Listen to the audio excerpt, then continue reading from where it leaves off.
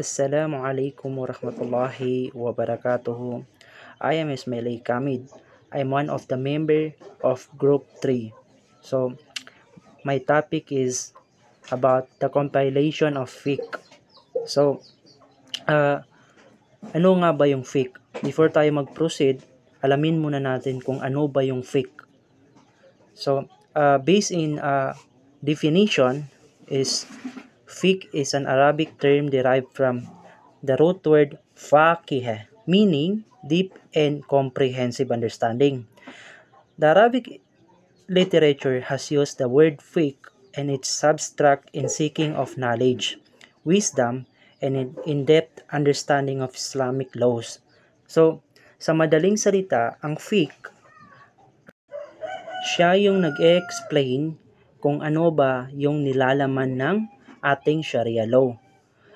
Para mas maunawaan natin yung Sharia law is kakailanganin natin yung fiqh.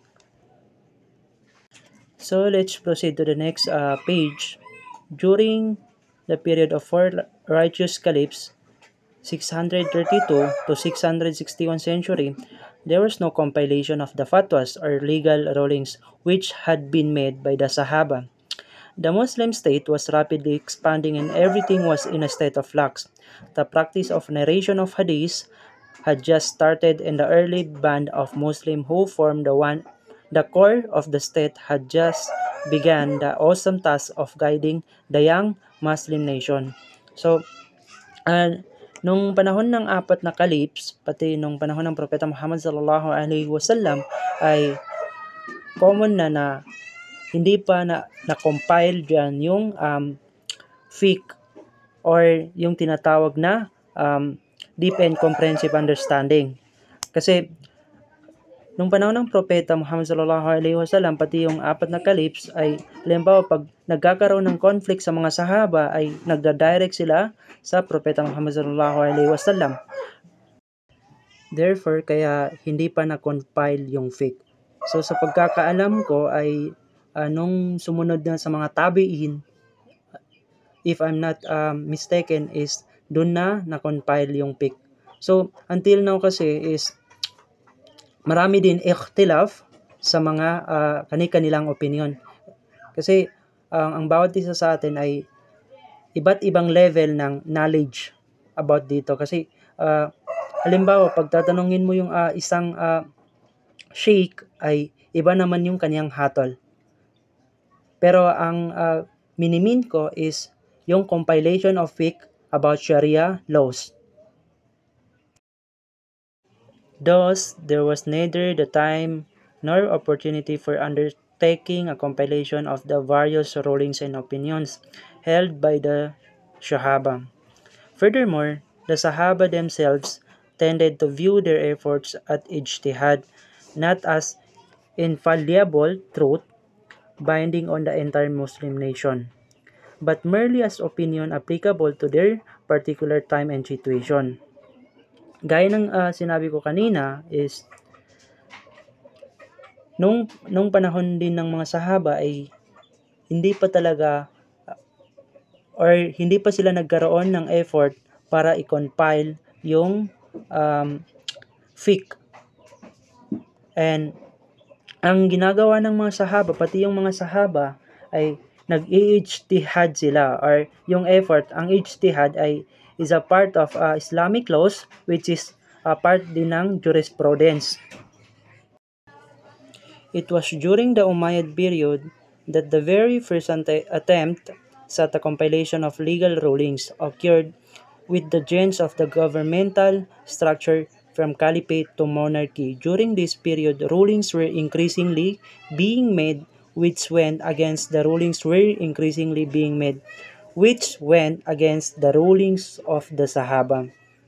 So, kanina ay ang sinabi ko ay nasimulan yung compilation ng rulings ng laws ay nung sa lately tabi'in, sa sumunod na tabi'in.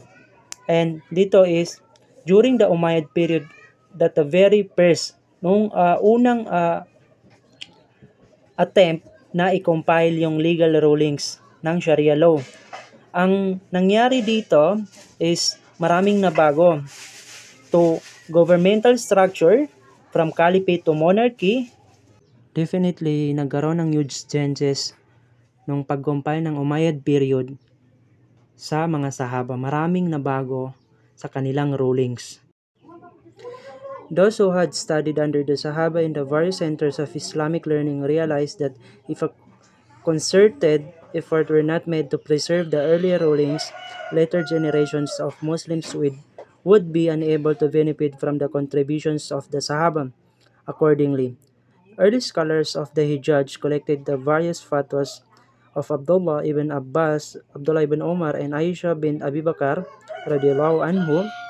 Similarly, the scholars of Iraq collected the rulings of Abdullah ibn Masud and those of Ali ibn Abi Talib. Unfortunately, none of these early collections have survived in their original form.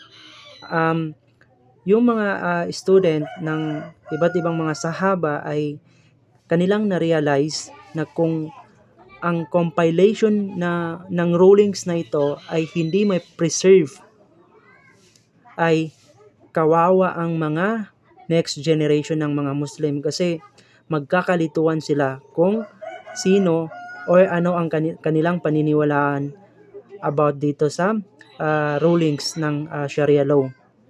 And early scholars na si Hijaz ay kinolek niya ang mga fatwas ni Abdullah ibn Abbas at Abdullah ibn Umar, pati si Aisha bin Abu Bakar. Katulad din ito ng scholars ng Iraq na kinolek din niya ang compilation ni Abdullah ibn Masud at Ali ibn Abi Talib. Pero sa makatuwid ni isa dito till ngayon ay walang na-survive na original na form ng compilation na iyon. And the last page, they are now only known by references made to them in the books of the next generation of scholars. However, a large number of the rulings contained in the original collection have been preserved by way of narration in the books of hadith and history books, as well as in later books of fiqh. Ngayon ay kilala lamang sila sa reference na ginawa nilang books para sa mga next generation na scholars. However, ang malaking number ng rulings and regulation na yon ng Sharia ay na-preserve din ng maayos gaya ng hadith or history books, pati Quran at ang later books of fiqh. And that's all. Assalamualaikum warahmatullahi wabarakatuh. Wabillahi taufiq wal hidayah wa antum bi khair.